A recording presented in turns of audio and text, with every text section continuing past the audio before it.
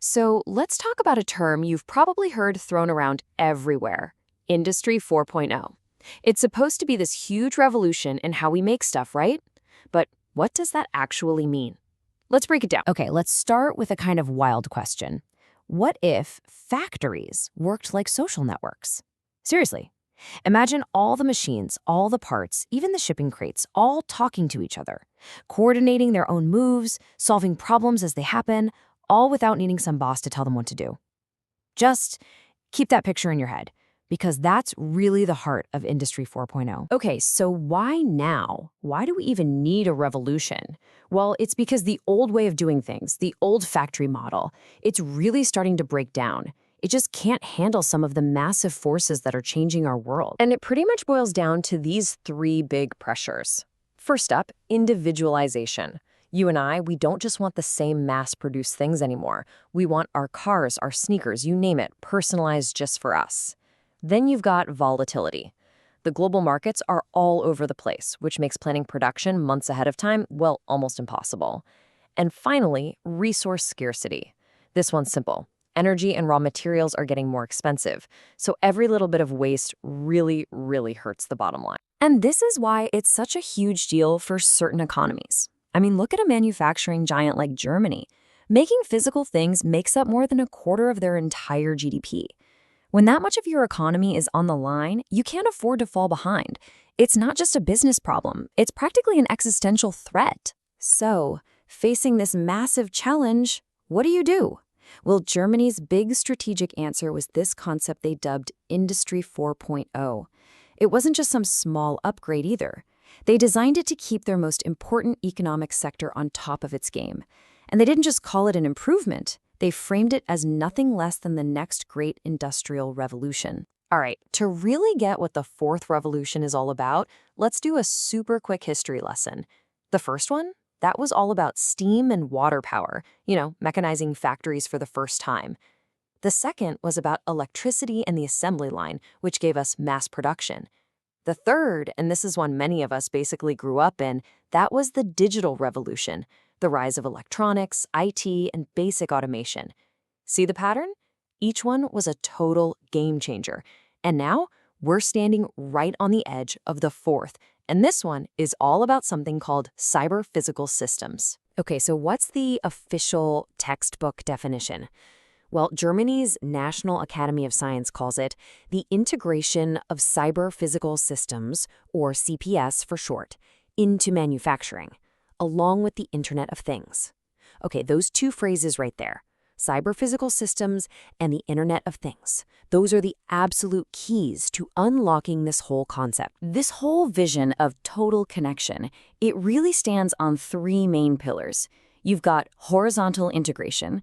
Think of that as connecting the entire supply chain from the people who give you raw materials all the way to the customer. Then there's vertical integration. This connects everything inside the factory itself, from the tiniest sensor on a machine right up to the management software in the corner office. And finally, end-to-end engineering.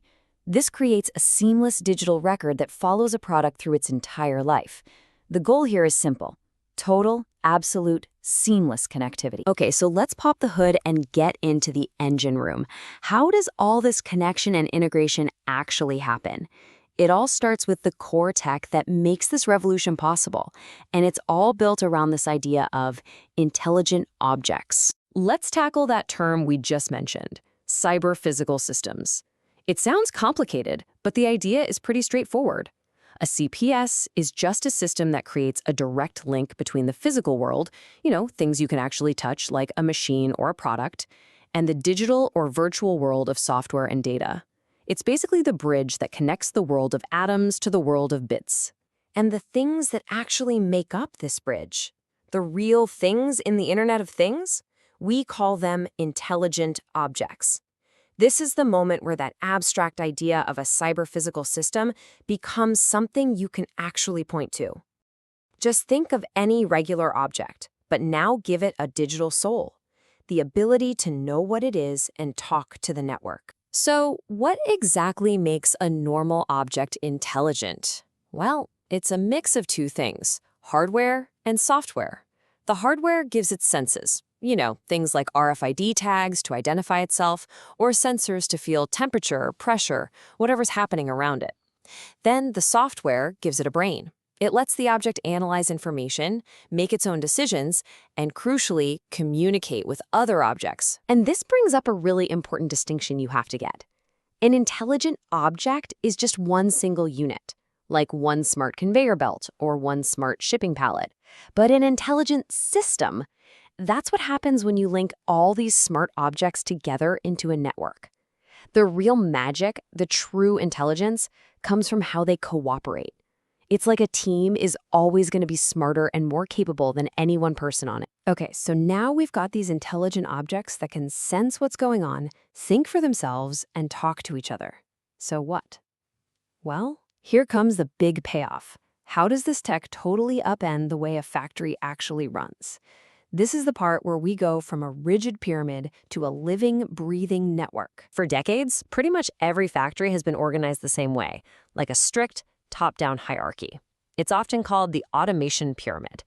Information and commands have to slowly trickle up and down all the different layers, from the corporate planning software way up at the top, down to the actual machines doing the work on the floor. Industry 4.0 just dissolves that pyramid. It completely smashes it. Instead of that slow central chain of command, you get this fast, decentralized network. All of a sudden, the product moving down the assembly line can literally talk to the next machine and tell it what it needs. A smart pallet can figure out its own best route through the warehouse. It's self-organizing. It is that social network for machines that we talked about right at the beginning. And what this means is that the factory now plays by a whole new set of rules. Control isn't centralized at the top anymore. It's distributed. Systems become autonomous. They make their own calls. They self-organize to figure out problems on the fly. But maybe the biggest leap is true adaptability.